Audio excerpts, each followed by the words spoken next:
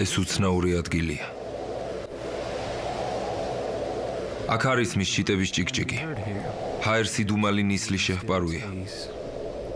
ზღვასაც უცნაური ლითონის ფერი გადაჰკრავს.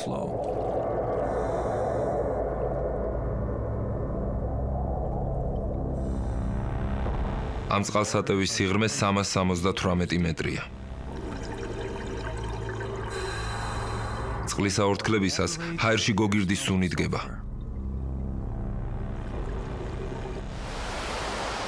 მკვდარი ზღვა ყველაზე დიდი რაოდენობით ნატრიუმის ქლორიდს, ანუ მარილს შეიცავს. ასეთ წყალში არაფერი ცოცხლობს. ამიტომაც დაარქვეს მას მკვდარი ზღვა. ბიბლიური თქმულების მიხედვით, ამ ადგილას 1000 წლეულების წინ ორი ქალაქი, სოდომი და გომორი იყო განლაგებული.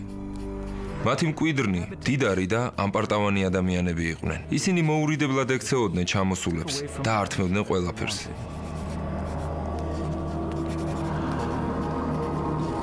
და კიდევ მათ უყვარდათ ერთმანეთი. მხოლოდ უცნაური სიყვარულით. კაცს უყვარდა კაცი, ქალს კი ქალი. ცხოვრებლებს შორის განსაკუთრებული ადგილი ეკავათ ადამიანებს, რომლებსაც ხარჭებად ბავშვები, გოგოები და ბიჭები ჰყავდათ. ასეთებს დღეს პედოფილებს უწოდებენ. ერთ დღეს წმინდა ლოტს, რომელიც სოდომში ცოლთან და ქალიშვილებთან ერთად ცხოვრობდა, 3 ანგელოზი ეწვია. ეს რომ გაიგეს, სოდომელები მის სახლთან შეგროვდნენ და ანგელოზების თავები წასაბილწად მოსთხოვეს. ლოტმა განუცხადა, მე და ჩემი ოჯახი წაგვიყვანეთ, სტუმრებს კი ხელი არ ახლოთო. ცხოვრებლებმა უკან არ დაიხიეს და სახლს ალყა შემოარტყეს. შებინდებისას ანგელოზებმა ლოტს ქალაქიდან წასვლა უბრძანეს. როგორც კი ლოტის ოჯახმა ქალაქი დატოვა, სოდომსა და გომორს ზეციდან ცეცხლის ზღვა დაატყდა თავს.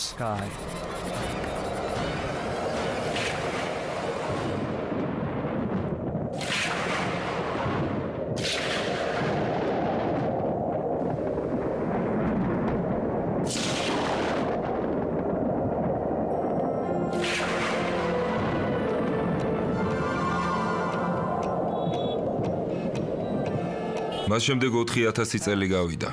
სისხლის მსმელი მოლოხი, ფინიკიური დემონი, რომელიც ადამიანები ძღებოდა, ახლაც შთანთქავს ახალგაზრდებსა და ბავშვებს. სოფლიოში ბიციერების კულტივაცია ხდება და ამის ოფიციალური დადასტურებაა LGBT.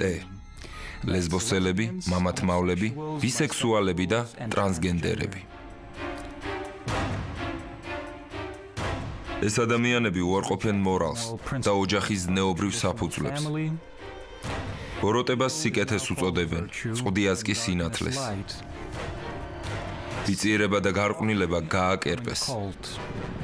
ცოდვის გამართლებას კი ესთეტიკით ცდილობენ.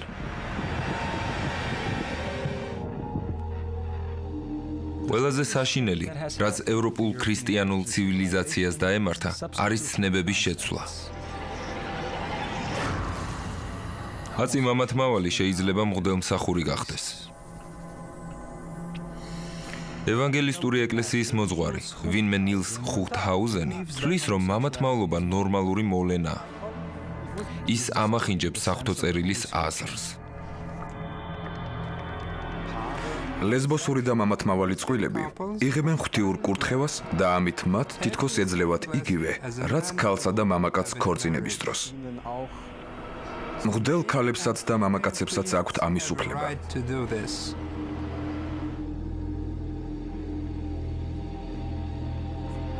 მე თავად ვარ დარეგისტრირებული ჩემს ქმართან და წლები აქვს ცხოვრობაზე.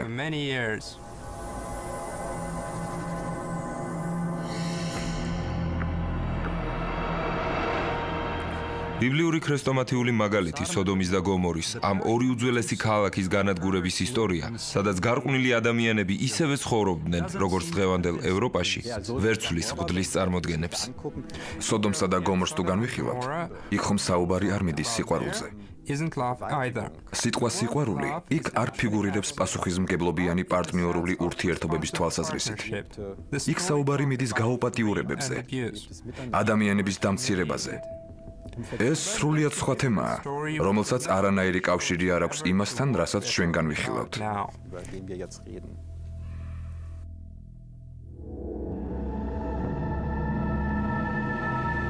ბიბლიაში წერია, რომ მამათმავლობა ცოდვაა, სასიკვდილო ცოდვა. ასეთებს არ მიიღებენ სათასასუფეველში, ამბობს პავლე მოციქული.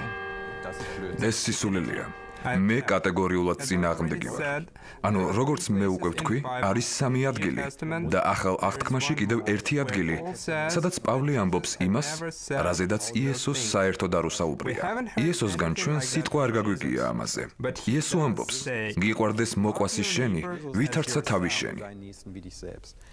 ხოლო პავლეს ერთ ადგილას აქვს ნათქვამი, რომ ეს ცუდია, რომ ეს ცოდვაა. მაგრამ იესოს სიტყვების მოშველიებით მე შემიძლია პავლეს შევეწინააღმდეგო და ვუთხრა: ძვირფასო პავლე, განამართალი ხარ?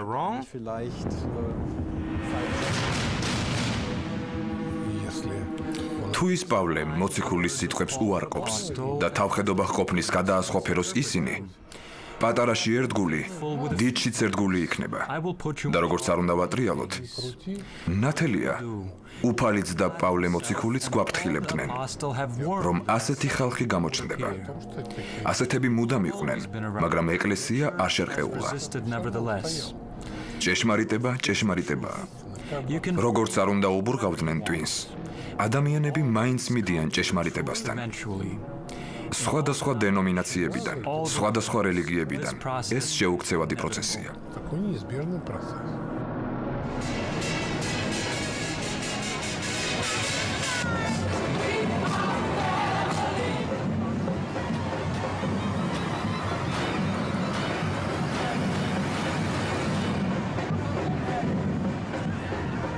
სოდომიტები დიდ ყურადღებას უთმობენ მისტიციზმსა და სხვადასხვა სახის სიმბოლოებს.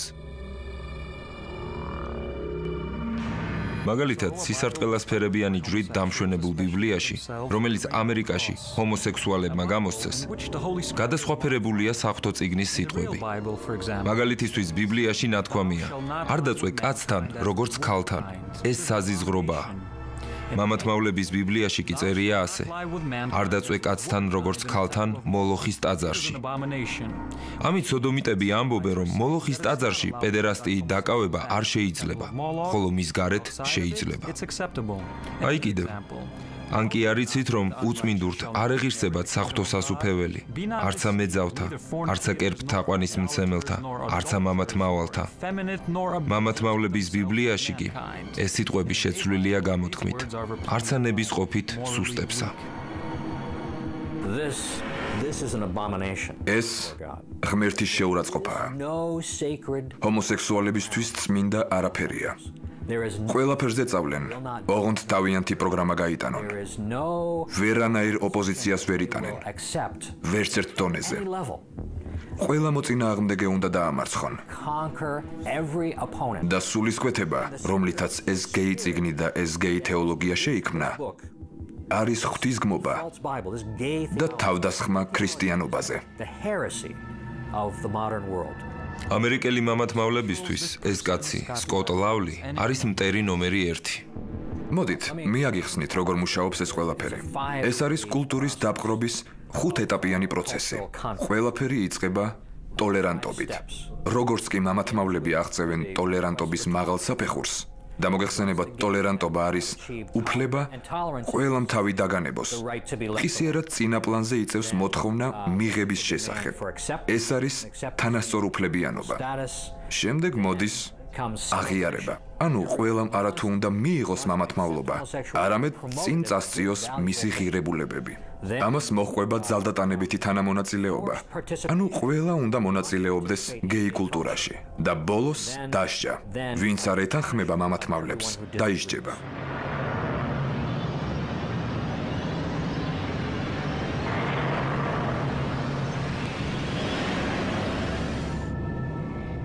რუსეთი და ყოფილი საბჭოთა კავშირის ქვეყნები იმყოფებიან მხოლოდ პირველ, ყველაზე დაბალ საფეხურზე, როდესაც საზოგადოებისგან ითხოვენ ტოლერანტობას. ამიტომ ადამიანების უმრავლესობა თქვენს ქვეყნებში ამას როგორც პრობლემას არ აღიქვამს. მაგრამ პრობლემა არსებობს. ის მიწაში ჩაფლულ მარცვალს გავს. ეს მარცვალი ანტიდისკრიმინაციაა. ანტიდისკრიმინაციული პოლიტიკა ემყარება ეგრეთ წოდებულ სექსუალურ ორიენტაციას.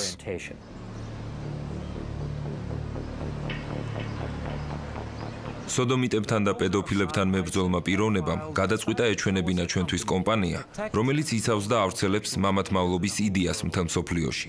ამერიკის შეერთებულ შტატებში მამათმავალთა საზოგადოების ნებისმიერი კრიტიკა უკვე დანაშაულია. საშუალო სტატისტიკური ამერიკელი მამათმავლების მიმართ ნეგატიურადაა განწყობილი. მაგრამ მათ ამაზე ღიად საუბრის ეშინიათ, რადგანაც მამათმავლებს იმდენად დიდი ძალაუფლება აქვთ, რომ შეუძლიათ დააზარალონ ადამიანი. თქვენ ეთანხმებით ამას? დიახ, ვეთანხმები. მან იცის, რომ თუ ამის შესახებ ხმამაღლა განაცხადებ, ისინი გიპოვიან და დაგსჯიან. ადამიანების უმრავლესობას მსგავსი მუქარების ეშინია. განსაკუთრებით თუ ადამიანი ხელისუფლებაში ან რომელიმე გავლენიან კომპანიაში მუშაობს. თუ ის მამათმავლობის საწინააღმდეგოდ რამეს იტყვის, ეს დაუსჯელი არ დარჩება. ადამიანების უმრავლესობა დუმილს ამჯობინებს. და ეს ადამიანები? ეს ტაქსის მძღოლია. მე მას არ ვიცნობ, მაგრამ მან თავი დამიკრა იმის ნიშნად, რომ მას ესმის. საზოგადოების ყველა ფენას ესმის ეს. რატომ ეთანხმებით? მე არაფერი მithქვამს. გეშინიათ? არა, მე არაფერი მithქვამს. ჩვენ არ გვინდა რომ მას პრობლემები ჰქონდეს. ადამიანის უფლებათა დაცვის კომპანია აქ არის? გმადლობ. მოდით შევიდეთ.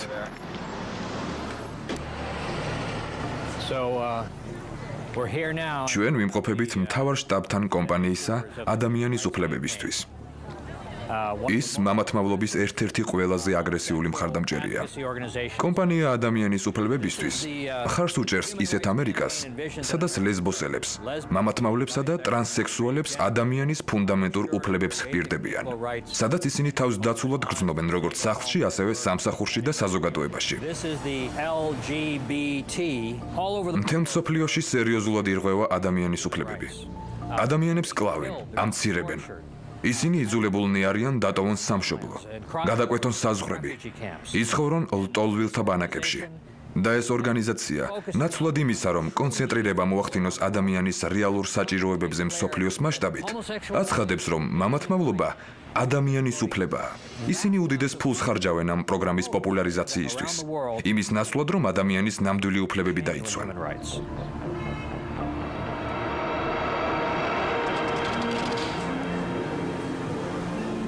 გერმანია. ჩვეულებრივი გერმანული ქორწინების სახლი.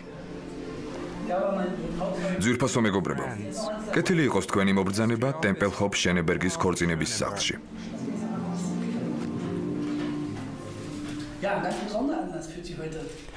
შემოდგომის ამ მშვენიერ მზიან დღეს ჩვენ აქ შევიკრიბეთ განსაკუთრებული მიზეზის გამო. თქვენ გსურთ დაქორწინდეთ. იმედი მაქვს, ჩემმა კოლეგებმა ამომწურავი ინფორმაცია მოგაწოდეს გვარის შეცვლის შესახებ. თქვენ გადაწყვიტეთ პარტნიორული თანაცხოვრებისთვის აგეღოთ გვარი ლუკაზელსკი. მე ვალდებული ვარ გკითხოთ, ხომ არ გადაიფიქრეთ? არა.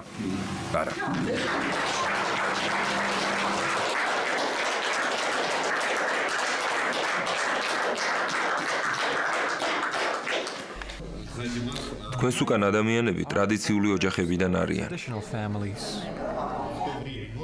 იმ დროს თუ წარმოედგინათ, რომ დღეს მამათმავალთა ქორწინების რეგისტრაცია მოხდებოდა. ალბათ მათ ეს ვერ წარმოედგინათ. მგონია, ჩემი მშობლებისთვის რომ მეკითხა, რომლებმაც სწორედ იმ დროს იქორწინეს, ალბათ ვერ წარმოიდგენდნენ. დღეს კი ეს ჩვეულებრივი რამ არის ჩვენთვის.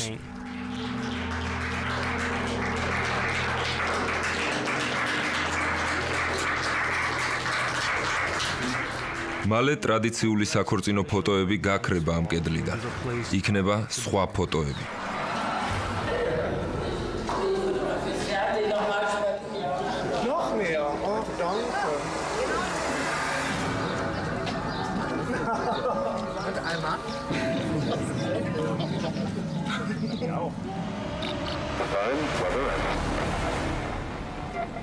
ლონდონში ტავისტოკის ადამიანურ ურთიერთობათა ინსტიტუტი არსებობს.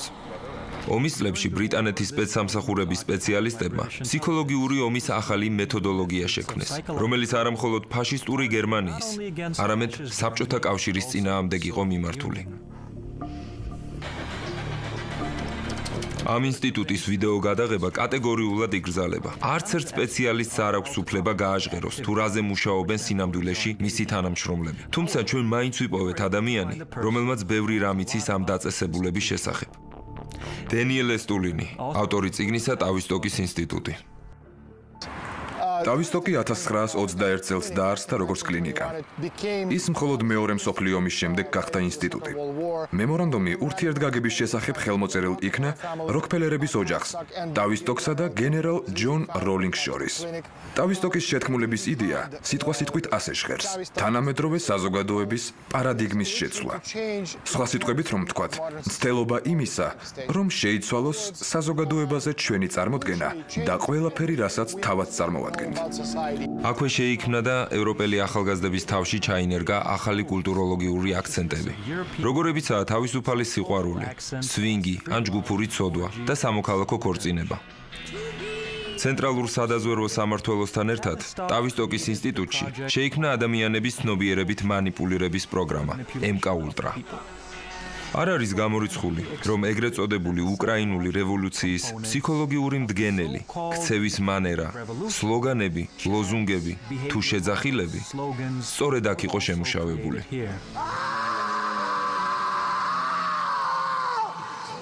როდესაც საუბარი ეხება ტავისტოკში შექმნილ პროექტებს, ჩვენ საქმე გვაქვს ადამიანებთან, რომლებიც ისახავენ 50-იან ან თუნდაც 100-იან გეგმებს.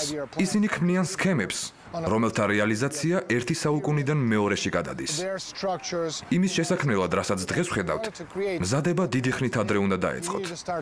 დღეს რეალიზებული პროექტების უმეტესობა, როგორიცაა მაგალითად ჰომოსექსუალიზმი, ჩაფიქრებული იყო არა 5 თუ 10 წლის წინ. ეს პროექტები ჯერ კიდევ მეორე მსოფლიო ომამდე დაიწყო. არსებობენ მამაკაცები და ქალები, მამათმავლები, ტრანსსექსუალები. მერე კი იქნებიან ტრანსადამიანები და პოსტადამიანები. იარსებებენ რობოტი ადამიანები, როგორც ტერმინატორია, კიბორგები და არსებები, რომლებიც 100%-იანი ადამიანები აღარ იქნებიან. მათ სინთეტური ბიოლოგიის გზით გამოიყვანენ. დღეს ხომ ლაბორატორიულად ადამიანის შექმნაა შესაძლებელი. ქალსა და მამაკაც შორის ურთიერთობების აუცილებლობა აღარ არსებობს. არსებების შექმნა კი შესაძლებელია. საქმე იქამდეც კი მივა, რომ იარსებებს არა მხოლოდ ქალისა და მამაკაცის, არამედ მესამე ადამიანის მაგვარი არსების გენომიც, რომელიც მომავალში ადამიანს შექმნის. ელიტის იდეა მდგომარეობს იმაში, რომ გენეტიკური მანიპულაციებით გაანადგუროს მეხსიერება. ლოს-ანჯელესის კლინიკა, შობადობის ინსტიტუტი. ეს პირველი საავადმყოფოა, რომელმაც სოდომიტებს სუროგატული დედობა შესთავაზა. ჩვენ გვაქვს არჩევანის უფლება, გოგო იქნება თუ ბიჭი. ახლახანს მოგმართა მამათმავალთა წყვილმა რუსეთიდან. შემიძლია გაჩვენოთ ელექტრონული წერილი. მათ უნდათ პირველი შვილის ყოლა. ლურჯები ბიჭები არიან. ვარდისფერები გოგოები. თქვენ აქ ყველა ფაილს ხედავთ. დამწვანეები? მწვანეები გენეტიკური პრობლემებით არიან. დაუნის სინდრომით. მათ გენეტიკური პრობლემა აქვთ. ძირითადად ეს ბიჭები და გოგოები არიან. და ჰომოსექსუალურ წყვილებს უფრო ბიჭები უნდათ თუ გოგოები? მამაკაცებს ბიჭები უნდათ. ქალებს გოგოები. აქ რამდენიმე გაყინული კონტეინერია. ერთი წუთით. ვინმეს შეუძლია მოვიდეს და გახსნას რომელიმე სპერმიანი კონტეინერი. მე აქ გადამღები ჯგუფი მყავს მოსკოვიდან. გმადლობთ. ეს რა არის? ეს გაყინული ემბრიონია. კონტეინერები გადავსებულია. შეგიძლიათ ახსნათ. კონკრეტულად რა არის იქ მოთავსებული? დიახ. ჩვენ გვაქვს მამაკაცის გაყინული სპერმა და ქალის გაყინული კვერცხუჯრედები. და ემბრიონს არაფერი ემართება? ადამიანის ორგანიზმი არსებობს და ვითარდება თბილ ადგილას. აქ კი ემბრიონი გაყინულია. როდესაც მათ ვაერთებთ, გამოდის ემბრიონი. ყველა მათგანი გაყინულია და სხვადასხვა კატეგორიისაა.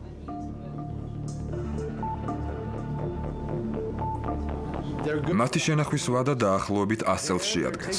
ჩვენ ამოგვაქვს ემბრიონები, ვათბობთ და თავიდან ვაცოცხლებთ. შემდეგ დედას ვატანთ.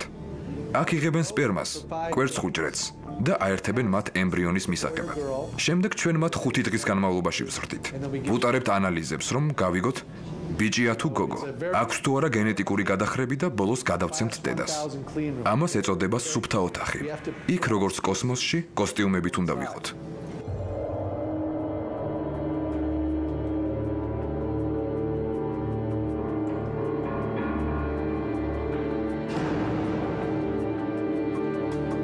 მაგრამ მამათმავალთა ოჯახში ის ვერასოდეს ვერ ნახავს დედას. ეს საშიში არ არის? დედას თუ ვერ ნახავენ, არაფერია საშიში.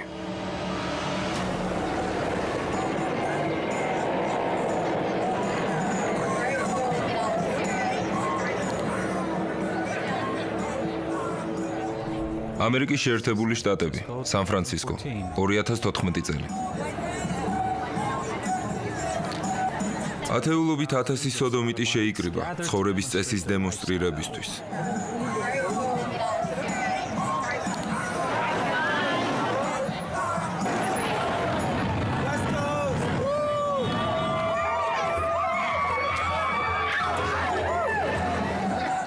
ნორმალური ადამიანები ამას ინტერესით უყურებენ.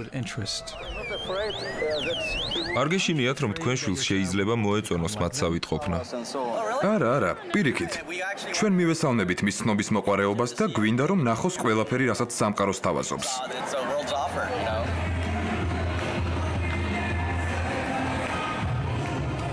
ადგილობრივმა ტელევიზიამ სპეციალურად შეარჩია შოუს წამყვანად ტრანსვესტიტი. ის მათიანია. ეს ორი ქალი ახალ ჯიშს განეკუთვნება.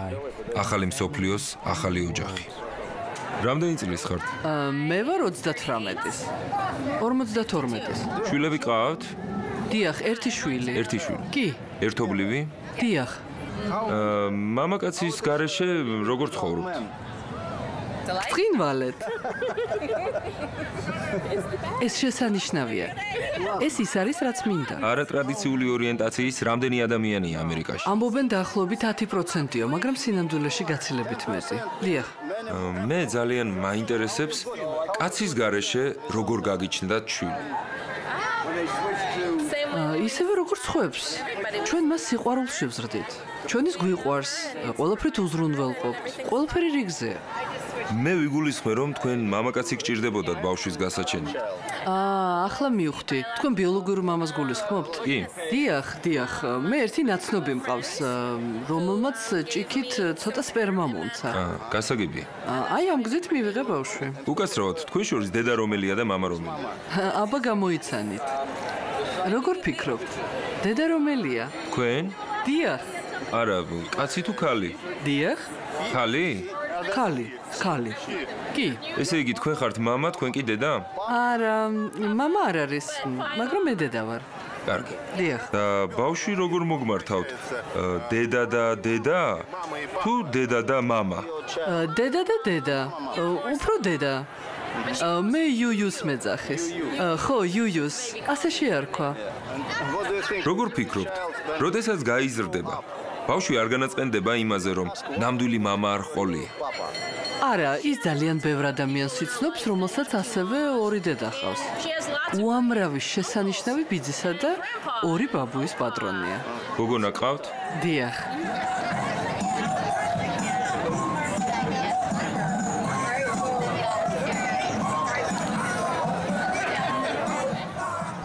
სოდომიტებს ქვეცნობიერად ესმით, რომ ეს არასწორია. მაგრამ ცდილობენ სიხარული გვაჩვენონ. უკაცრავად, ჩვენ რუსეთის ტელევიზიიდან ვართ. ბედნიერები ხართ? ანუ ბედნიერი წყვილი ხართ? ჩვენ ბედნიერები ვართ.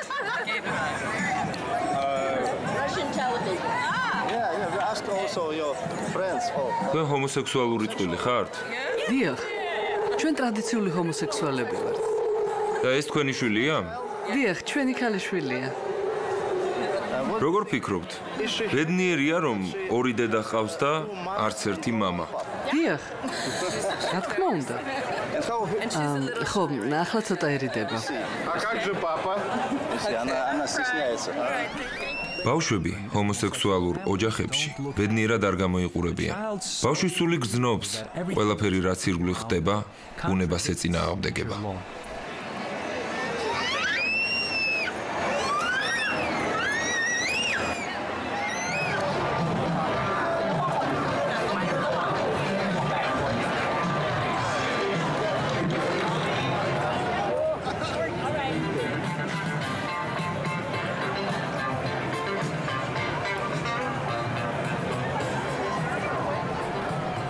ავტობუსის მძღოლი გეი აღლომზე, საშინელი დიალოგი. რას ფიქრობთ ყველაფერ ამაზე? რას ვფიქრობ ამაზე? ძალიან საინტერესოა. საინტერესოა? დიახ. როგორ გონიათ? რას ფიქრობს ღმერთი ამის შემხედვად? უკაცრავად ღმერთი? ეგ ვინ არის? რა არის? მე არ ვიცი. არ იცით. არა, არ ვიცი.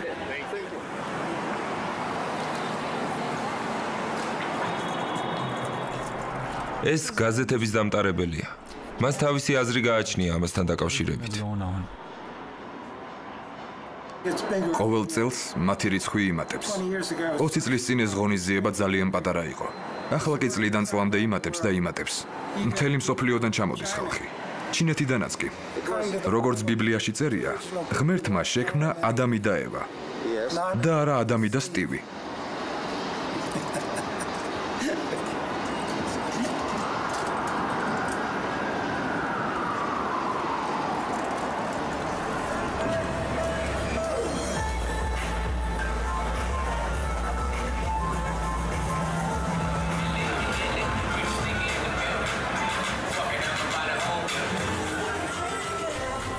ლოს-ანჯელესი, ჰოლივუდი. ოცნებათა სამყარო და მამათმავლების ნაკრძალი.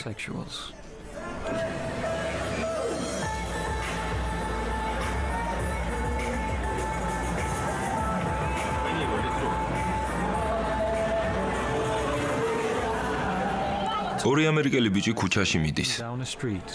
გოგონები არ ახლავთ. სადაც ქალი არ არის, იქ სიცოცხლეც არ გრძელდება. მაგრამ სოდომიტები ცდილობენ გვერდი აუქციონ ბუნების კანონებს. ამაზე უზარმაზარი ფული იხარჯება.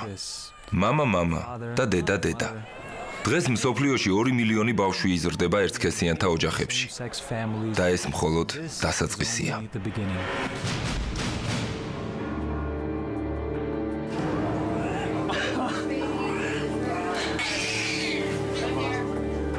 ხდება ცნებების აღრევა.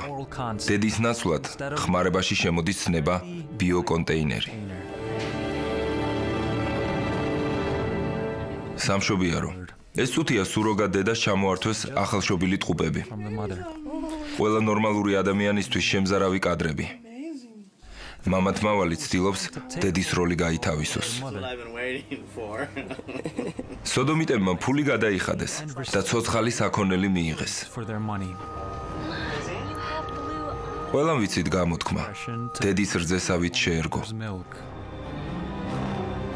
რას შეირგებენ ეს ბავშვები?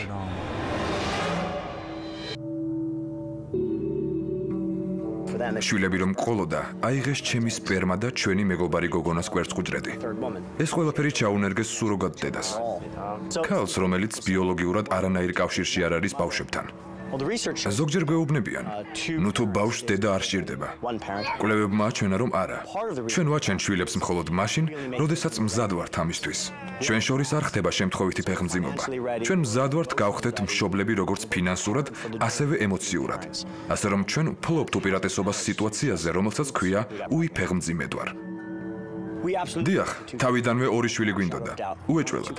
ავიღეთ 2 კვერცხუჯრედი და ვგეგმავდით, რომ მათგან 2 შვილი გამოვიდოდა.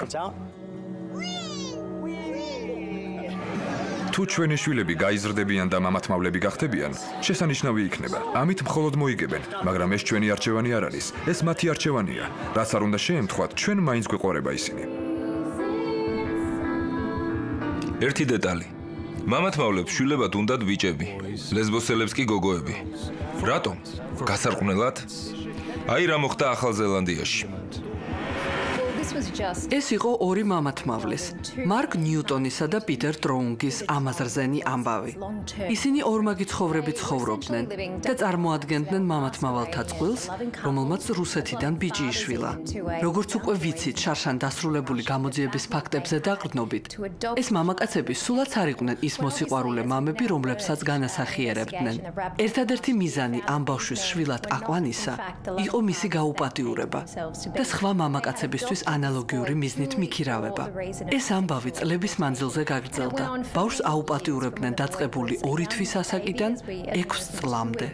მათ მიაქირავეს ეს ბავშვი მსოფლიოს სხვადასხვა ქვეყნის 8 მამაკაცს. ვიდეო მასალები კი განათავსეს ინტერნეტში საიტზე ბიჭების მოყვარულთა ქსელი.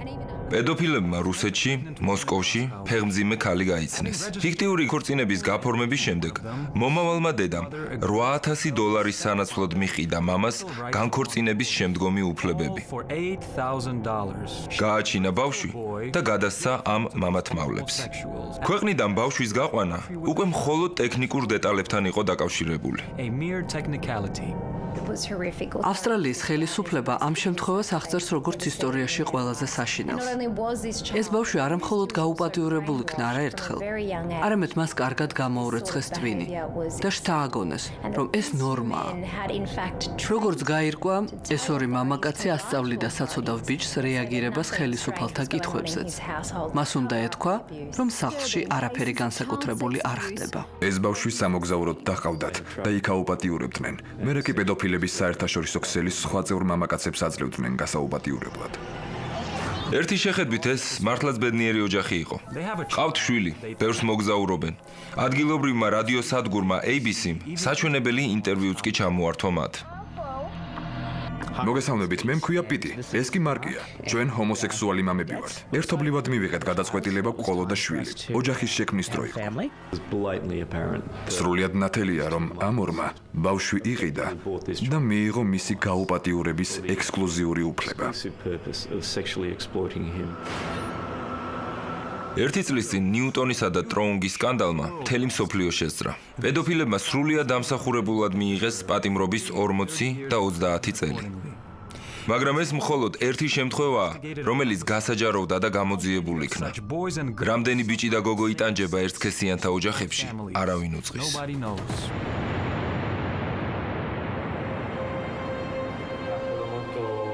ამ დროს კი ევროპაში სულ უფრო და უფრო მეტ ძალას იკრებს მოძრაობა სახელწოდებით ანტიგეი.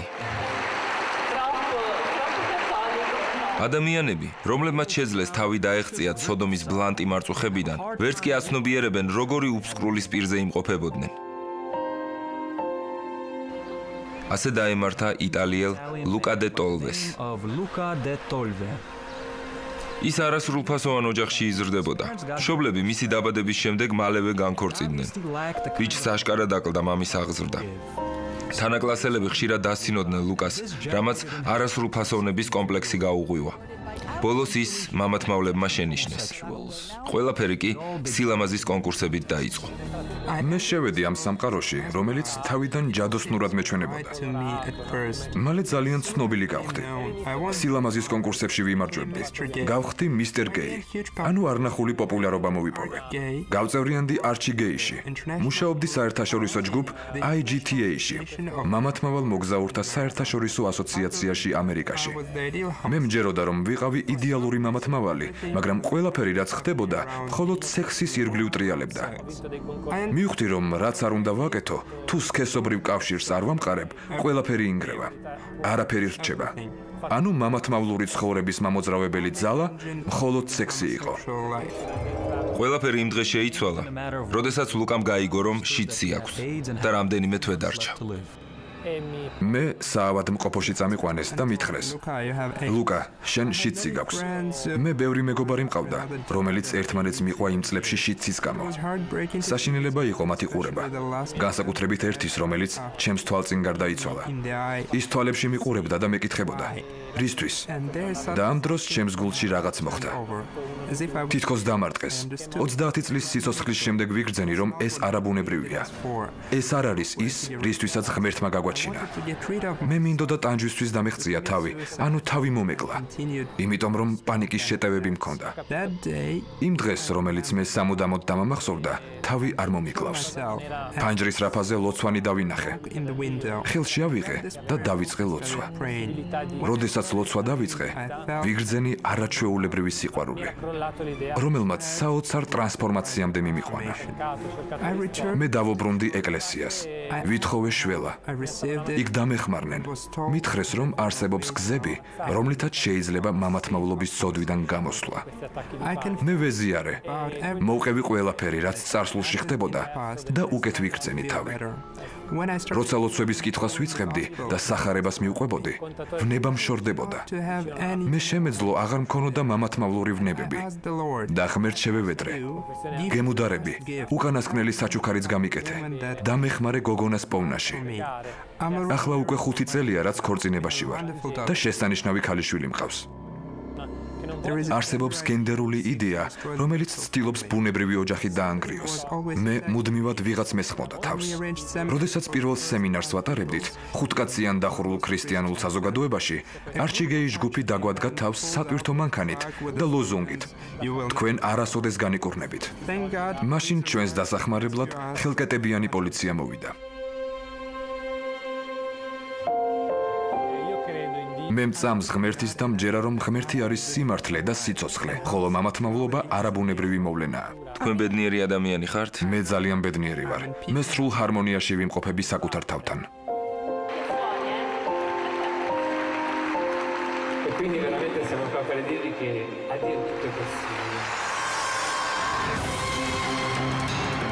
ახალი სოდომის მშენებლობა სწრაფი ტემპით მიდის. ადამიანების ცნობიერებაში მიმდინარეობს იმ აზრის ჩანერგვა, რომ ოჯახი ერთგვარი ინკუბატორია, ხოლო დედის და მამის ცნება უკვე მოძველებულია. ასე მაგალითად, მილანის განათლების დეპარტამენტში სასკოლო ანკეტა დაამტკიცეს, სადაც უნდა ჩაწეროთ მშობელი ნომერი 1 და მშობელი ნომერი 2. ბარბარა ბიანკიმ, უბრალო მოსამსახურემ, თავისებური ამბოხი ატეხა. მან ამ ანკეტიდან ამოშალა წარწერა მშობელი ნომერი 1 და მშობელი ნომერი 2. მე მეამაყება, რომ დედა ვარ და არა მშობელი ნომერი 1. ეს ანკეტა დაიბეჭდა ეგრეთ წოდებული ახალი ოჯახებისთვის, სადაც მშობლები ერთსქესიანები არიან და შეიძლება არსებობდეს 2 დედა ან 2 მამა. ამიტომაც გრაფები დედა და მამა მათთვის არაკომფორტული იყო. მაგრამ ეს ნორმალური ოჯახების დისკრიმინაციაა, რომლებიც უმრავლესობას წარმოადგენენ. ამით ერთსქესიანთა მცირე რაოდენობას ეძლევა უპირატესობა. ისინი კი უპირობოდ უმცირესობაში არიან. არ ვიცი იტალიაში აქ თუ არა შვილების ხელისუფლება, მაგრამ ანკეტის შეცვლა მაინც გადაწყვიტეს, რომ ყველას მოერგოს.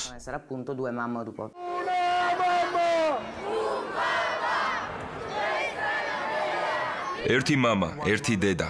სწორედ ეს არის ნამდვილი თავისუფლება.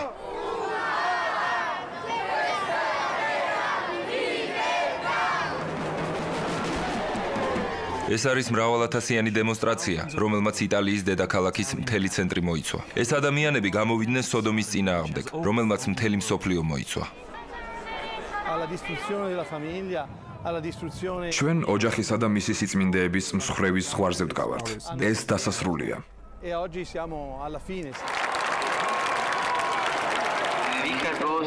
ჩვენ მივესალმებით სიცოცხლისთვის მსვლელობის ყველა მონაწილეს და იმას, რისთვისაც ისინი იბრძვიან.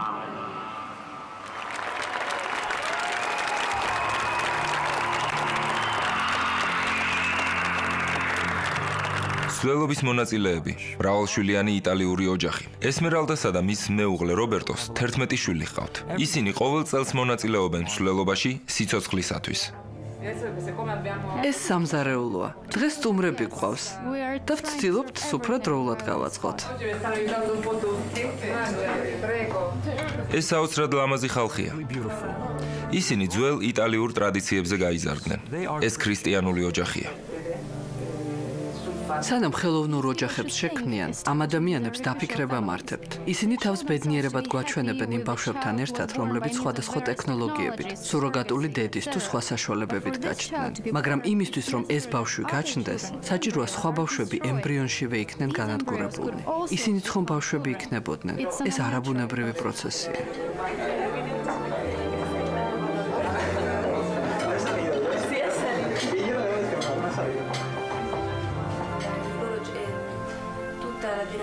წინა თაობა ცდილობდა დაენერგა განქორწინება და აბორტები. მე არ ვადანაშაულებ ჩემს თაობას, მაგრამ ვერჩი მათ ვინც უფროსია. იმ საზოგადოებას, რომელიც კაცობრიობის გადარჩენისთვის არ იბრძვის. უნდა ვიყო თუ არა ტოლერანტული. უნდა გამოვხატო პატივისცემა მსგავსი კანონების მიმართ? არა, რადგანაც მე ვერ ვხედავ ჩემს მომავალს. non vedo nessun futuro facendo questa cosa. In nome del Padre, ut Filii e Spiritui Sancti, benedici nos Domine, et ector dona, quid de tua agitate sumus sumpturi, per Christum Dominum nostrum. Amen. დედამიწის მეორე მხარეს, ამერიკაში, ბარონელა შტუცმანმა მამათმავლების ქორწინების მომსახურებაზე უარი განაცხადა. ეს მოხუცი ამერიკელი, ნიჭიერი ფლორისტია. ბარონელას ძველმა კლიენტმა, ვინმე რობ ინგერსოლმა, დიდი შეკვეთა შესთავაზა, გაეფორმებინა მისი და მეორე სოდომიტის ქორწილი. ბარონელამ უარი უთხრა. ძალიან ძნელი იყო სწორი გადაწყვეტილების მიღება. მეუღლეს ვკითხე რჩევა. როგორც არ უნდა მყარებოდა რობი, მე არ შემეძლო ამაში მონაწილეობის მიღება. ვაშინგტონის შტატის მთავარი პროკურორის ქმედება ამ შემთხვევაში უპრეცედენტოა. წინათ არასოდეს ყოფილა, რომ მთავარ პროკურორს მსგავსი პოზიცია დაეკავებინა. ახლა ჩაერთო სამოქალაქო თავისუფლების ამერიკული კავშირი და ერთსქესიანთა ოჯახმაც უჩივლა ბარონელას სასამართლოში. საინტერესო ისაა, რომ ედავებიან არამხოლოდ მის ბიზნესს, არამედ პირად ქონებასაც, სახლსაც. მიუხედავად იმისა, რომ წლების მანძილზე ის დიდი სიყვარულითა და პატივისცემით ემსახურებოდა კლიენტებს, მხოლოდ იმიტომ, რომ მას არ სურს ერთსქესიანთა ქორწილი მორწოს ყვავილებით, მან შეიძლება სახლიც და ბიზნესიც დაკარგოს. ქორწინება წმინდა კავშირია. თუ იუბილესთვის გნებავთ ყვავილები ან დაბადების დღისთვის, კი ბატონო. მაგრამ მე უბრალოდ არ შემიძლია მოვემსახურო ერთსქესიანთა ქორწინებას. ირგვლივ უამრავი ფლორისტია, რომ გადავხედოთ, მათ მინიმუმ 3 შემოთავაზება აქვთ ასეთი წყვილების მომსახურებაზე. მე მწამს, რომ ღმერთი დამიფარავს, მომცემს ცოდნას, სიბრძნეს და ძალას, რომ დავიცვა ჩემი პოზიცია. ის გამაგებინებს რა არის მოთმინება. მეტირება. და რას ნიშნავს ქრისტეს მსახურება. არ შეიძლება ღობეზე ჯდომა, არ შეიძლება იყო ნახევარკაცა.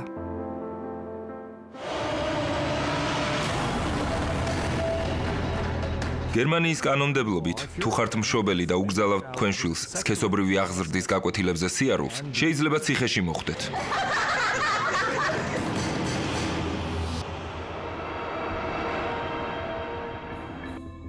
ევგენი მარტენსმა 24 საათი გაატარა პოლიციის განყოფილებაში.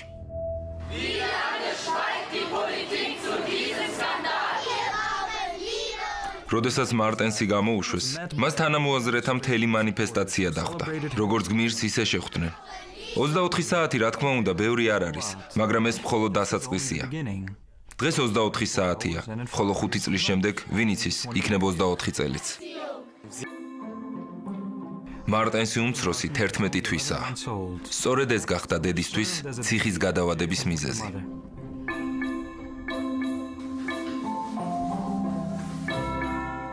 წარწერა პლაკატზე. ბავშვებს ესაჭიროებათ სიყვარული და არა სექსი. Детям нужна любовь, а не секс.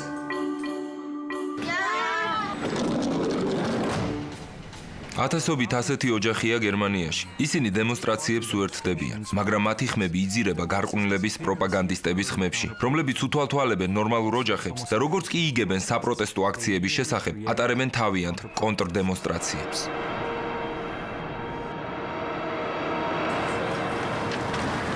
Arme Eltern und Kinder stehen da und finden keine Lösung. Sie sind mit ihrer Situation, mit ihrem Problem allein gelassen.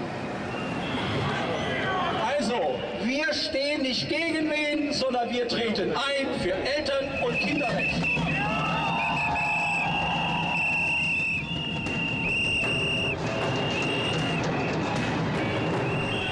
გარყვნილები განზრახ ეცემიან მათ წინააღმდეგ კოლონაში მიმავალი მშობლების ფეხებთან და ტელეკამერების წინ დამცირებულებს და შეურაცხყოფილებს განასახიერებენ.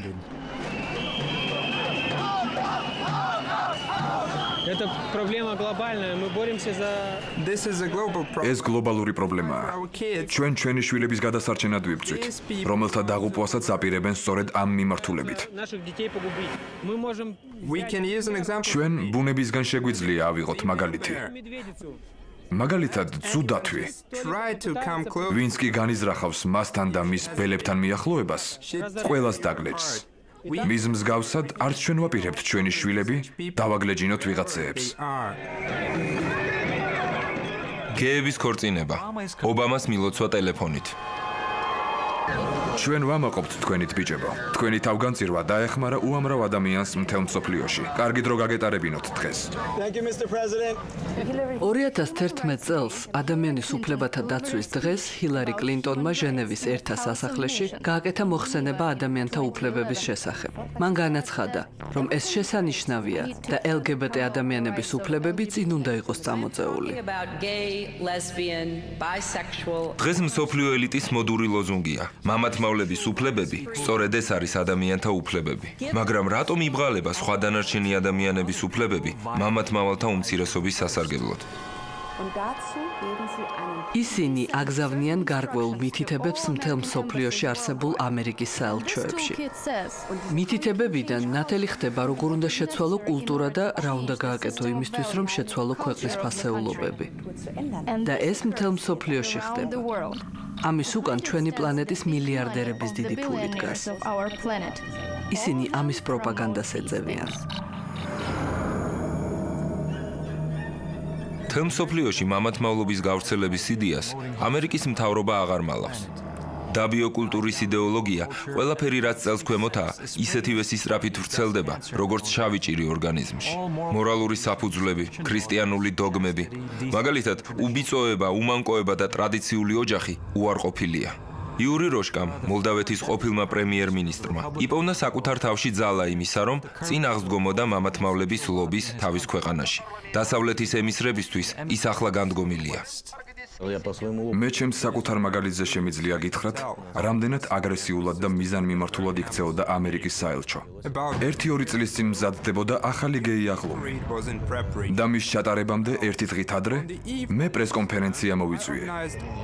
სადაც ჩემი რელიგიური და პოლიტიკური მრწამსიდან გამომდინარე, გასაგებად და მკაფიოდ დავაფიქსირე ჩემი პროტესტი. 1 საათი არ იყო გასული, რომ მე დამირეკა ამერიკის საელჩოს მეორე პირმა. ამ ქალბატონს ჰქვია დარია ფრეინი.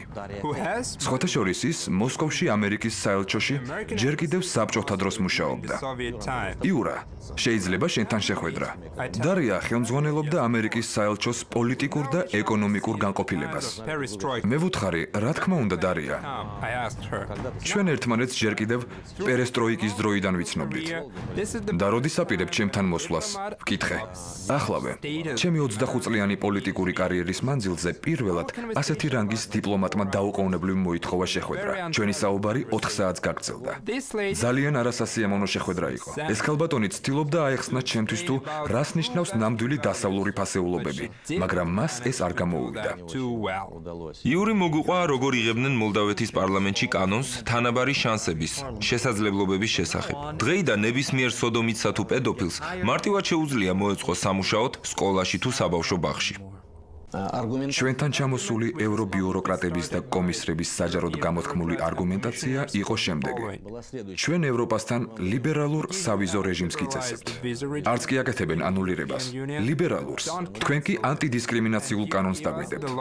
შემდგომში ეს კანონი შეიცვალა და დაერქვა თანაბარი შანსების, თანაბარი შესაძლებლობების კანონი. ეს კანონი ასევე ითვალისწინებს იმასაც, რომ სამსახურში მოწყობისას დამქირავებელს არ აქვს უფლება უარი უთხრას ადამიანს იმ შემთხვევაში, თუ მან განაცხადა თავისი ეგრეთ წოდებული არატრადიციული სექსუალური ორიენტაციის შესახებ. ეს ძალიან სკანდალური მომენტია, რადგანაც საქმე შეიძლება შეეხოს საბავშვო ბაღებს, სკოლებს, ჯარს, ეკლესიას და ასე შემდეგ.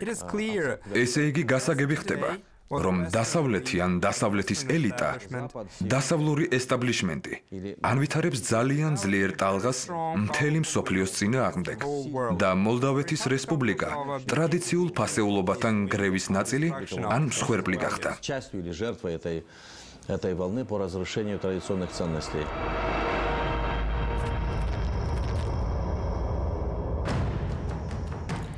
საიტი WikiLeaks-ი, ამერიკული დიპლომატიის გასაჯაროებული დოკუმენტები. ამერიკის მთავრობის მიერ გამოქვეყნებული მემორანდუმი, რომელიც უზრუნველყოფს LGBT-ს უფლებებზე და ტოლერანტულ მიდგომებზე მომუშავე არასამთავრობო ორგანიზაციების სრულ ფინანსურ მხარდაჭერას. თეთრი სახლი, პრესმდივნის ოფისი, გადაუდებლად განსახილველი. 2011 წლის 6 დეკემბერი. ადამიანის, ლესბოსელების, გეების, ტრანსექსუალებისა და ტრანსგენდერების უფლებების დაცვაზე მუშაობა მთელ მსოფლიოში. ბრძოლა მიმართულია ლესბოსელების, გეების, ტრანსექსუალებისა და ტრანსგენდერების დისკრიმინაციის შესაჩერებლად. ეს არის მსოფლიო საზოგადოების მიზანი, რომელიც ნაწილია იმ ბრძოლისა, რასაც ეწევა ამერიკის შეერთებული შტატები ადამიანის უფლებათა დარღვევის წინააღმდეგ. LGBT-ს კრიმინალიზაციის წინააღმდეგ ბრძოლა საზღვარგარეთ. ჩაგრულ LGBT ლტოლვილების და თავშესაფრის მაძიებელთა დაცვა. LGBT-ს უფლებების დარღვევებზე ოპერატიული რეაგირება. LGBT-ს დისკრიმინაციის წინააღმდეგ საერთაშორისო ორგანიზაციების ჩართვა.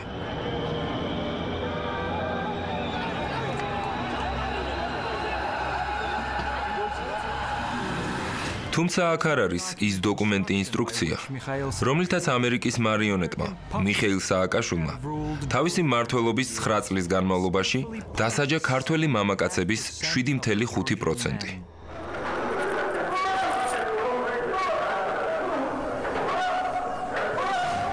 სააკაშვილის ჟალათები შემდეგნაირად იქცეოდნენ.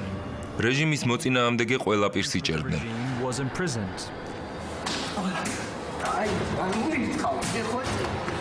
ხოლო მათი ნებისყოფის გასატეხად ციხეში აუპატიურებდნენ.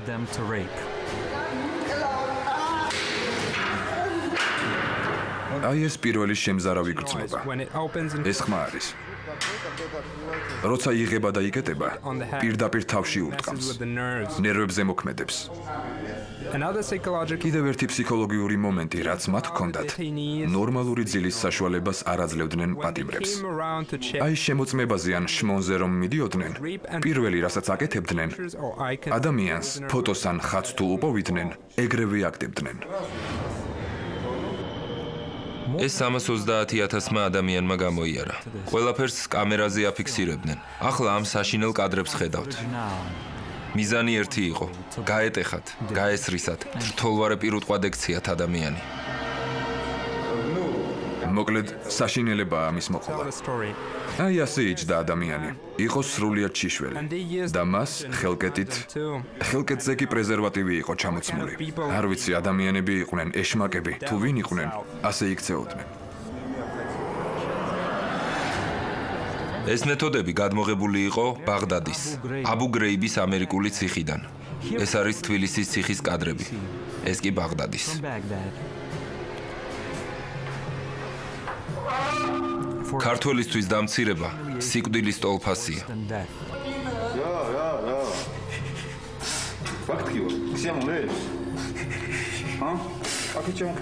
ყველაფერი იგივე ელით მოწინააღმდეგეებს უკრაინაში.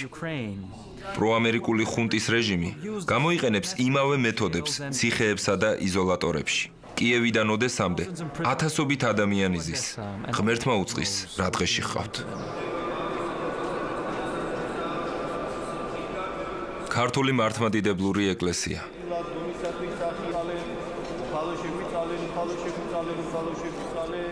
მამა მიხეილი ყვება როგორ ხვდება ეს ჭირი ადამიანების სხეულებში. Вы знаете, по моему наблюдению, you know, from my observations, იცით, ჩემი დაკვირვებით, ეს ყველაფერი ისე კეთდება, რომ შეამზადონ საზოგადოება იმისთვის, რომ საბოლოოდ ეს მიიღოს.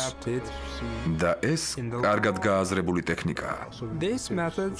მედიაში და არა მხოლოდ მედიაში, განსაკუთრებით დასავლურ ტელევიზიებში, ყოველ შემთხვევაში, რასაც მე დავაკვირდი, ყველაფერი იწყებოდა იმით, რომ უცებ გამოჩნდებოდა პერსონაჟი, რომელიმე ფილმში ან ტელეფილმში. პერსონაჟი, რომელიც აშკარად არატრადიციული ორიენტაციისაა, მაგრამ უწყინარია, ხიარული და ხუმარა ტიპია. და ყველაფერი ამით შემოიფარგლა. შემდეგ სხვა ფილმი გამოჩნდა. შემდეგ მეტი. ხომ იცით, საწამლავი წვეთებით რომ მიიღო, არაფერს გიზამს. მერე მოუმატებ და ორგანიზმს მის მიმართ იმუნიტეტი დაეკარგება. 1991 წლის ზაფხულში ამერიკის მამათმავალთა დედაქალაქის სან-ფრანცისკოს საავადმყოფოში მიიყვანეს ახალგაზრდა, რომლის კანზე უცნაური მოწითალო მოცისფრო ლაქები აღინიშნებოდა. ექიმები გაოგნებულები იყვნენ. ეს კიბოს ერთ-ერთი ყველაზე იშვიათი ფორმა, კაპოშის სარკომაა. ამ დღემდე ის მხოლოდ მოხუცებულ პაციენტებში გვხვდებოდა. ალბათ ახალგაზრდამ ეს სიმსივნე რადიოაქტიურ საამქროში მუშაობით შეიძინა, მაგრამ ექიმები შეცდნენ.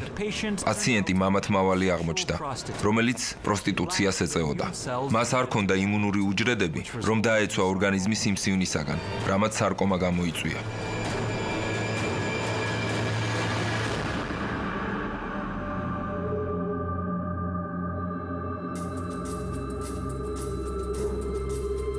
–1991 წლის სექტემბრისთვის შეერთებულ შტატებში ახალი დაავადების 107 შემთხვევა დაფიქსირდა. დაავადებულთა შორის იყო 95 მამათმავალი, 7 ჰეტეროსექსუალი და 5 ბისექსუალი. მეცნიერებმა ითათბირეს და ახალ დაავადებას ჰომოსექსუალთა იმუნოდეფიციტი, გრიდ უწოდეს. სწორედ ეს სახელწოდება ჰქონდა თავდაპირველად მე-20 საუკუნის შავ ჭირს, რომელიც დღეს შიცის სახელითაა ცნობილი და რომლის წამალი დღემდე არ არსებობს.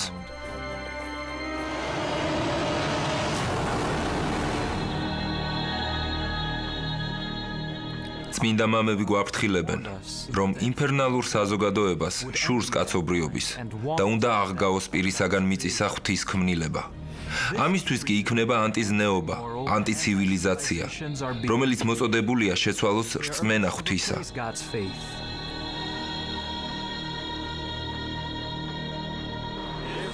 თუმცა ბნელი ძალების ზეგავლენისა და სიძლიერის მიუხედავად, მორწმუნე ადამიანები იცავენ უზენაესის კანონებს. რუსეთს აქ ერთ-ერთი მოწინავე ადგილი უკავია. მამათმავლობის პროპაგანდის ამგრძალავი კანონი, ტრადიციულ ღირებულებებთან დაბრუნება, ხალხში რწმენის გაძლიერება, ყველაფერი ეს გვაშორებს ჟამთა დასასრულს. უფლის მიერ დამკვიდრებული კავშირი, მამაკაცსა და ქალს შორის, აძლევს კაცობრიობას გადარჩენის შანსს. ტყუილად კი არ უთქვამთ, განაყოფიერდით და გამრავლდით.